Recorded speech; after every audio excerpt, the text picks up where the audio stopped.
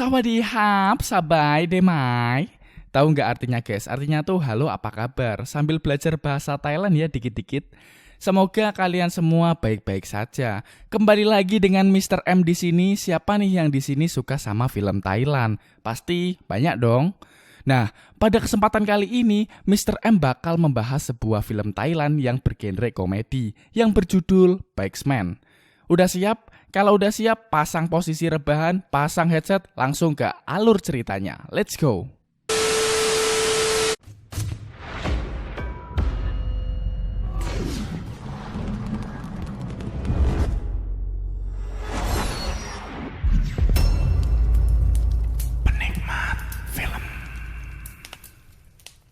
Film diperlihatkan Sakarin yang sedang ngebut-ngebutan membawa dua penumpang orang tua yang mana mereka adalah ibu dan neneknya.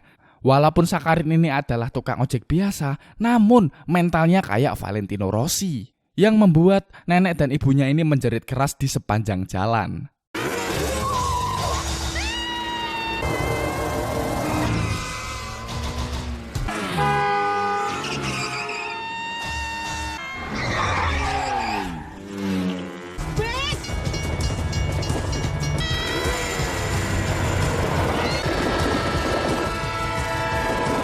Ketika Sakarin menjalani rutinitas biasanya sehabis tidur dan siap-siap pergi bekerja menggunakan seragam banknya, dengan tingkah selucunya ia berpamitan kepada ibunya, yang mana ibunya adalah mantan penyanyi.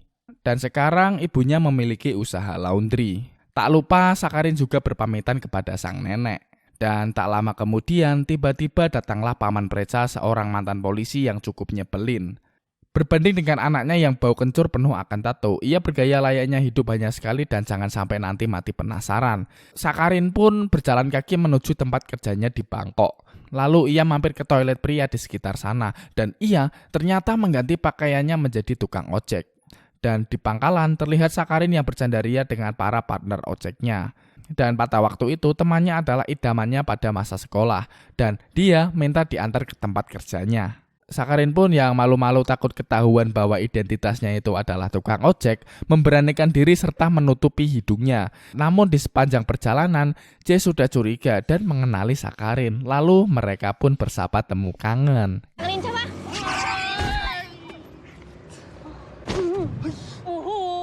Sakarin จริงๆด้วยที่เป็นดัมเมเยอร์สีส้มแล้วก็เป็นนักวิ่งเหรียญทองตอนม.1 Di tempat kerjanya, lalu J dimarahi oleh pacarnya sekaligus atasannya, yang kita sebut saja Pico pakai lo, Piccolo. Lalu Piccolo pun memarahi J karena ia terlambat, yang membuat Sakarin merasa aneh dengan tingkah laku Piccolo yang tak hanya besar perutnya, namun juga besar kepala. Teman-teman Sakarin mengetahui bahwa Sakarin menyembunyikan pekerjaannya sebagai tukang ojek.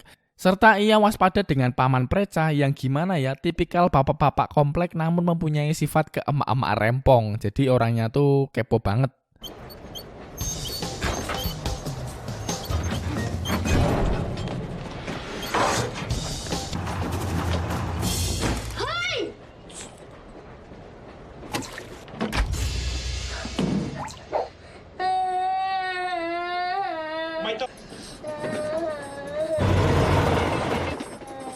Sakarin sendiri sudah menjadi tukang ojek paling bigger power di sana, yang mana pada suatu hari ia pernah mendapatkan penumpang yang size-nya melebihi 1 ekor biju. Namun mudah bagi Sakarin mengatasinya, walaupun dengan kemacetan di sana dan sampai akhirnya ia berhenti di lampu merah, yang dimana ia harus melakukan penyamaran lagi. Karena ada ibunya di sebelahnya akan mengantarkan boneka ke paman Preca yang akan membuka toko. Tak hanya itu, si ibu juga menanyai Sakarin tentang alamat. Walaupun Sakarin sudah menjawab pertanyaan itu dengan buru-buru, tetap saja ibunya merasa familiar akan suaranya. Dan hal itu membuat Sakarin harus menerobos lampu merah.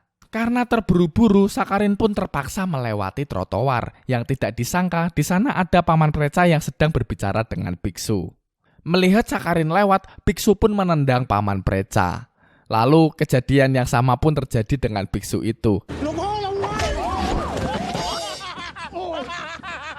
ขอบคุณมากเลยเขามีบุญคุณกับผมไม่ถือใช่ไหมใช่ Ketika Sakarin pulang, terlihat ibunya sedang membanggakan Sakarin di depan foto ayahnya, yang dimana ayahnya juga mantan pekerja bank. Dan tiba-tiba, saat sang ibu sedang membanggakan anaknya, Paman Preca pun datang. Sang ibu pun tadi berbicara dengan Paman Preca perihal sang ojek yang tadi dilihatnya. Sakarin langsung terlihat getar-getir. มึงเป็นไรเด้งเหงื่อแตกพรากเชียว จะทำอะไรอ่ะ จับชีพจรไง เป็นสาวบางโพเลยนะ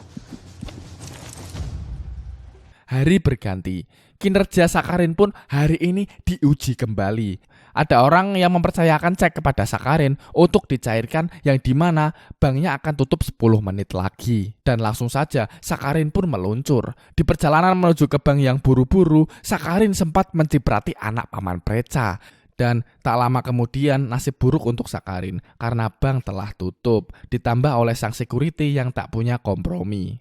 Sakarin pun karena tak ingin reputasinya sebagai ojek terbaik diragukan, ia menerobos masuk dan bertemu Piccolo. Berharap mendapatkan pelayanan, namun Piccolo malah bersikap dingin kepadanya. ไม่มีเวลาแล้ววิเชียรเฮ้ยเดี๋ยวเช็คมาเข้าเหรอ ดูดิ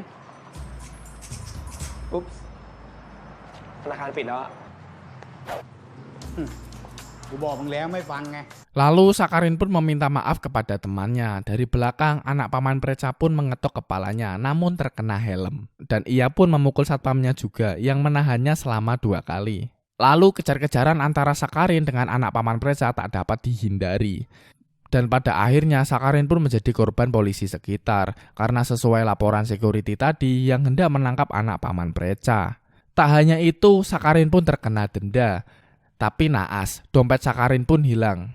Dan polisi hendak meminjam HP Sakarin untuk menelpon ibunya, namun telepon si ibu sibuk. Dan pada akhirnya, Jay pun menjadi harapan Sakarin. Karena tak mau orang tuanya curiga, Sakarin pun merubah dirinya kembali menjadi pegawai bank.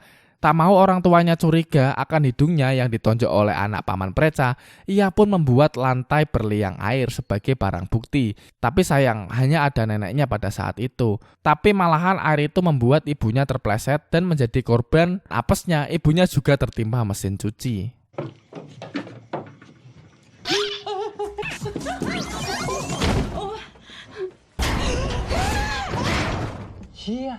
Saat hendak tidur, Sakarin pun berterima kasih dengan Jay yang telah membantunya. Serta ia berkata ingin meminjam uang di bank. Yang dijawab oleh si Jay bahwa ia cukup membayar biayanya saja. Bunganya bisa dibayar dengan Sakarin mengantar Jay tiap hari. Dan tiba-tiba ibunya datang. Sakarin pun kaget menjatuhkan HP-nya. Ibunya berkata bahwa weekend nanti ia akan memasak banyak makanan. Dan ia menyuruh Sakarin untuk mengundang teman-temannya datang. Yang mana hal itu membuat Sakarin overthinking. แกงชวนเพื่อนที่แบงค์มากินด้วยนะเบี้ยวมาหลายทีเสียแกงไปหลายหม้อแล้วเข้าใจไหมเนี่ย ครับ Singkat cerita, weekend pun tiba. Sakarin memperkenalkan teman-temannya. Di sana ada temannya sebut saja Murtado sebagai bagian kredit dan Sueb sebagai bagian dinilai tukar mata uang asing. Sueb pun tiba-tiba melantur ngalor ngidul yang tak masuk di bidangnya. Lalu sang ibu mengajak Sakarin berbicara bahwa ia tak yakin dengan teman-temannya apalagi dengan si Sueb. Terlihat ia seperti tidak tahu apa-apa mengenai jobsnya di bank. Tak lama kemudian sang paman pun datang.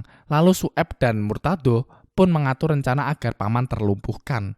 Paman Preca pun kembali dan diajak bersulang dengan Sueb dan Murtado. Tapi indera polisinya yang masihlah tajam, ia merasa curiga bahwa minumannya telah disusupi obat. Dan terpaksa Sueb dan Murtado meminumnya terlebih dahulu. Dan efek sampingnya sangatlah efektif. Tiba-tiba sang paman merasa ingin bergerak dan mulai bersih-bersih gak jelas. เป็นอะไรเนี่ยฮะ เฮ้ยทำไมบ้านมันรก ต้องหวงของวะนิดนึง บ้านนอกบ้านนาฝุ่นกันเยอะอย่างนี้แหละ โอ้ยสัตว์ล่อมือเขาแล้ว Dan hal yang membagongkan pun terjadi ketika sang paman tiba-tiba ingin berenang. ดูแล้วสงสัยต้องว่ายน้ำแล้วเอาไม่อยู่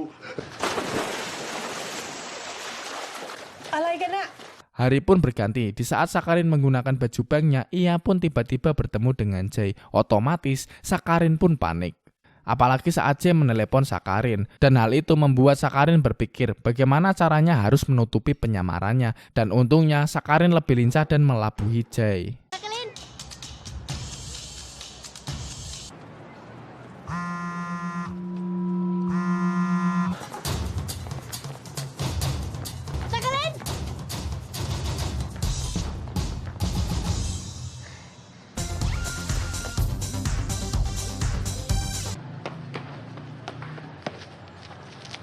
Di bank pun C dimarahi kembali oleh Piccolo karena ia telah menemukan asisten yang perhatian. Dan hal itu membuat C terabaikan oleh Piccolo. Saat di luar, ia pun dijemput Sakharin untuk makan di luar. Di sana, C pun bercerita tentang pacarnya. Saat itu ia berpacaran waktu kuliah, saat C menjadi tim hore dan pacarnya adalah seniornya yang menjadi pelari. นักวิ่งเหรอ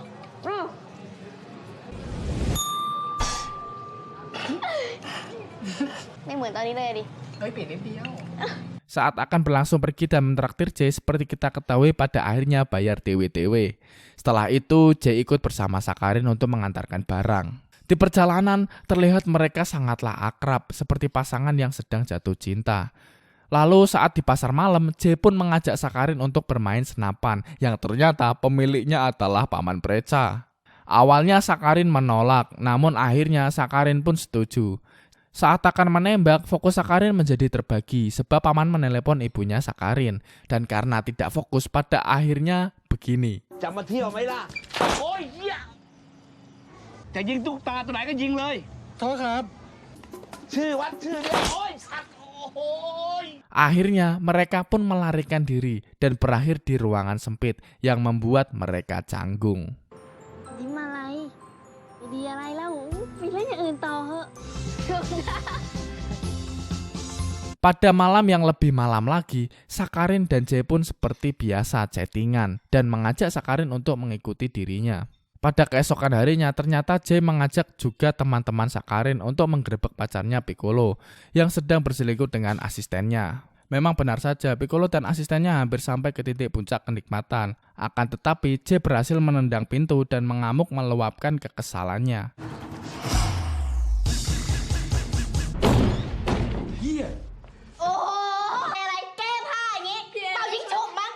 Di sana C pun berkata kepada Piccolo bahwa dirinya tetap setia walaupun kondisi badannya telah berubah. Karena hal itu, C pun menggunakan alat setrum kejut sebelum pergi.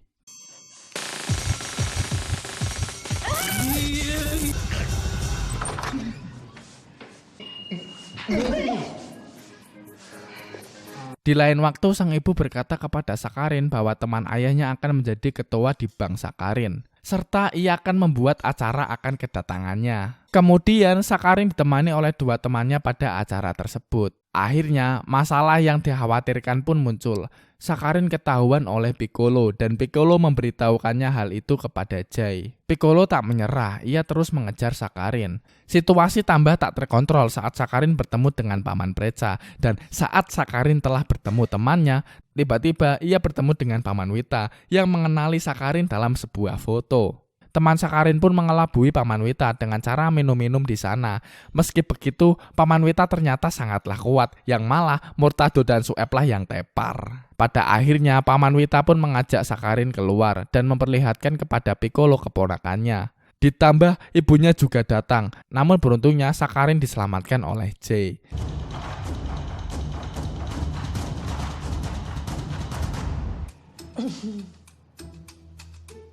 คุณปอเนี่ยปาเนี่ยปาเนี่ย Ketika sudah dalam kondisi berdua, Sakharin pun jujur kepada Jay bahwa Sakharin telah lulus 1 tahun yang lalu, serta telah melamar 20 kali untuk menjadi pegawai bank, dan itu ditolak semua. Dan sekarang Sakharin pun tak bisa membanggakannya. Sakharin mengatakan semua itu dalam keadaan emosi dan mengatakan bahwa Jay tak akan mengerti.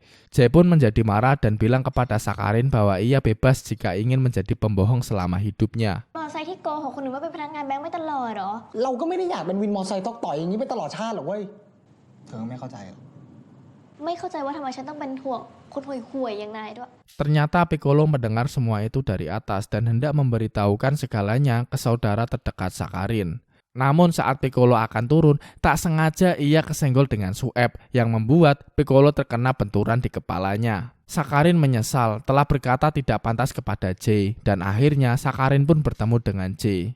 Jay ternyata sudah tidak marah, malahan ia menawarkan solusi kepada Sakharin jika ia masih ingin menjadi pegawai bank. Tak terasa Sakharin pun telah mengikuti loker dan disusul Piccolo yang telah sembuh dari masa kritisnya. Namun memang nasib bahwa Sakharin pun gagal lolos ke pekerjaan bank itu.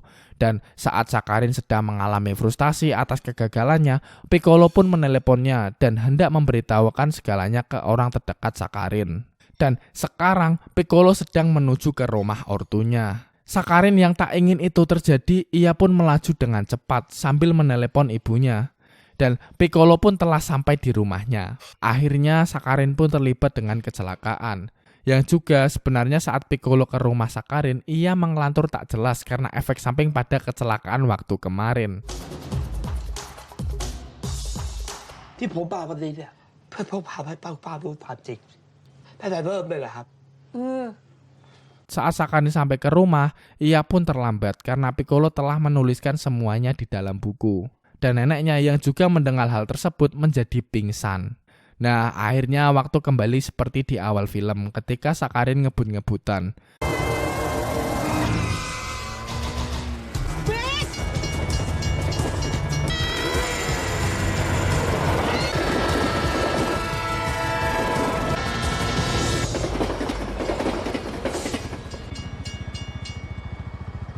Dan akhirnya neneknya mendapatkan perawatan, sementara itu Sakarin mengaku dan meminta maaf kepada ibunya. Dan ternyata ibu Sakarin yang sebenarnya telah mengetahui profesi Sakarin sebagai ojek. Tapi sang ibu tidak mempermasalahkannya karena Sakarin tidak melakukan hal yang buruk. Dan juga Sakarin rela bekerja keras untuk menghidupi keuangan keluarganya. Tak sampai situ, hal yang membuat Sakarin kaget bahwa biaya rumah sakit terlalu besar untuknya. Untungnya ada Jay yang membantu. Awalnya Sakarin menolak dikarenakan biaya pembayarannya yang sangatlah mahal. Dan tiba-tiba gerombolannya pun datang membantu Sakarin. Hey, give you I and my friend นี่พวกพี่ไปเอาเงินมาจากไหนอะ หน้ากูเหมือนจนมากเหรอ แถมยังมีรถไว้ขี่มาช่วยมึงเนี่ย Tak hanya itu, saat dalam perjalanan pulang di bank tempat Jay bekerja, di sana sedang kekurangan pegawai. Maka dari itu mereka akan merekrut Sakarin. Dan otomatis Sakarin akan memulai kerjaannya mulai minggu depan. เริ่มงานวีคหน้าเลยได้ไหมครับ โอเคครับ แล้วเจอกันครับ สวัสดีครับ สวัสดีครับ แบ่งคนรับพนักงานเพิ่มอีกคนแน่ Hari itu pun tiba diketahui bahwa Piccolo dipecat akan karena skandalnya dengan sang asisten. Dan ternyata Sakarin mengisi kekosongan dari posisi Jay, yang mana Jay mengundurkan diri. Sakarin pun akhirnya menemui Jay yang ternyata telah memakai seragam pilot. Menjadi pilot adalah cita-cita Jay dari dulu dan akhirnya seri pertama Batman pun berakhir.